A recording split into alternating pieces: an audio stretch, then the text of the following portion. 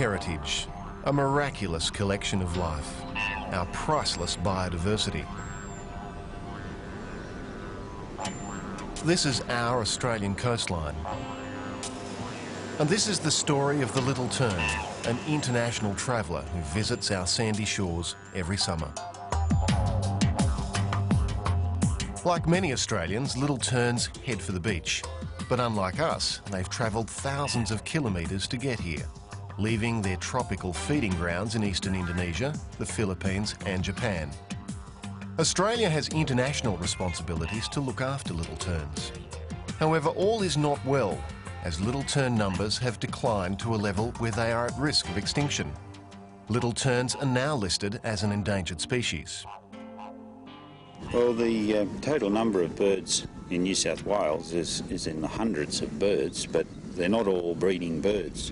What we're interested in is the birds that actually breed here that are going to increase the flock numbers. Within the whole state, there are probably only around about 200 odd breeding pairs, which is half of what the levels were back in the 1950s. The Little Tern is the smallest Australian member of the gull and tern family. 25 centimetres long, with a wingspan of 50 centimetres, it's white in colour with pale blue-grey wings and back, and has a black cap and white forehead. When breeding, its bill is bright yellow with a black tip.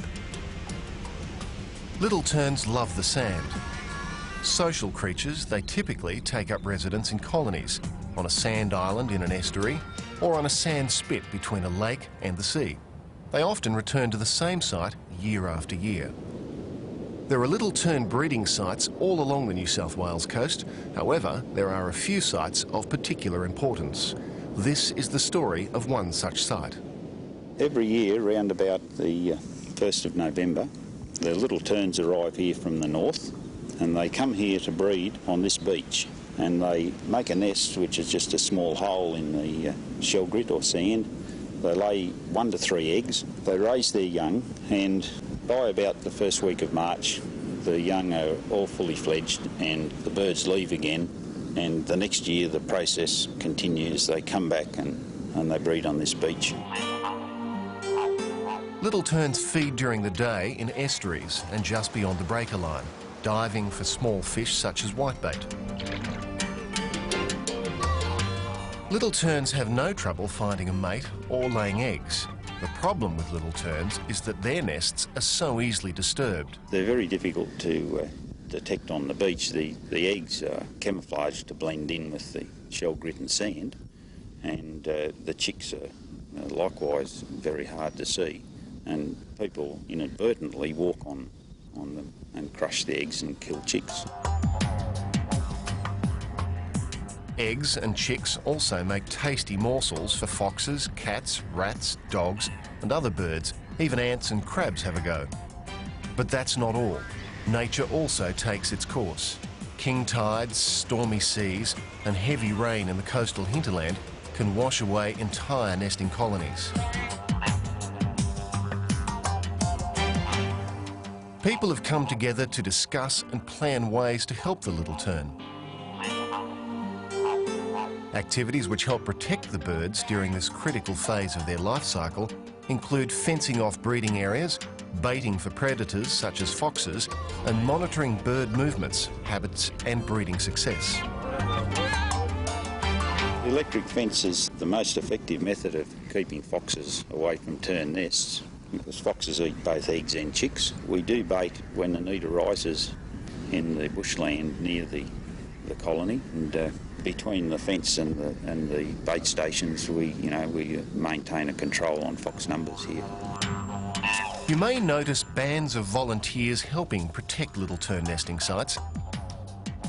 They help erect fences, observe and count the numbers of nests, eggs, chicks and fledglings. They also spread the message about Little Tern conservation.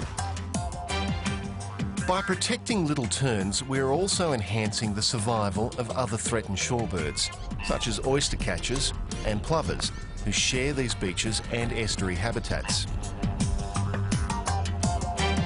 But Little Terns especially need all beachgoers to take care and be aware. Stay outside fenced-off areas, take notice of warning signs, and try to keep off sand islands that may be important refuges.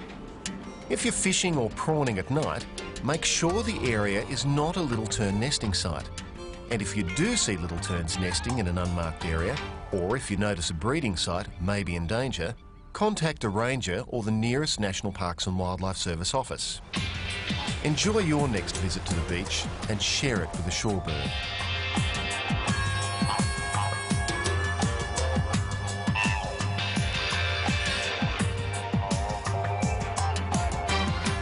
Our sandy shores, an environment to be treasured.